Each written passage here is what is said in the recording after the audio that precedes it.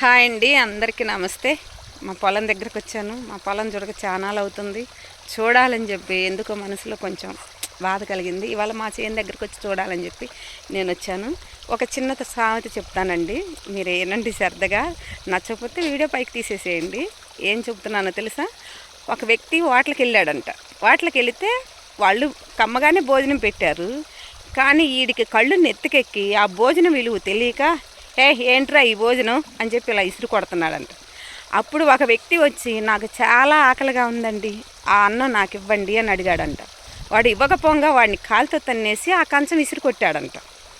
అప్పుడు అక్కడ వడ్డించే వాళ్ళు వచ్చి, ఆ అన్నం విలువ నీకు తెలుసా? మేము ఎంత కష్టపడి వండామో నీకు తెలుసా? ఆకలి కొన్నాను అంటే అతనికి ఇవ్వలేదు, నువ్వు తినలేదు. ఆ విలువ తెలిస్తే నువ్వు అన్నం అలా ఇసిరి కొట్టవు. అందుకే అన్నారు, బతికి చెడ్డవాడికి ఆ అన్నం విలువ తెలుసురా, చెడు బతికిన వాడికి నీకేం తెలుసురా అన్నారు పెద్దలు.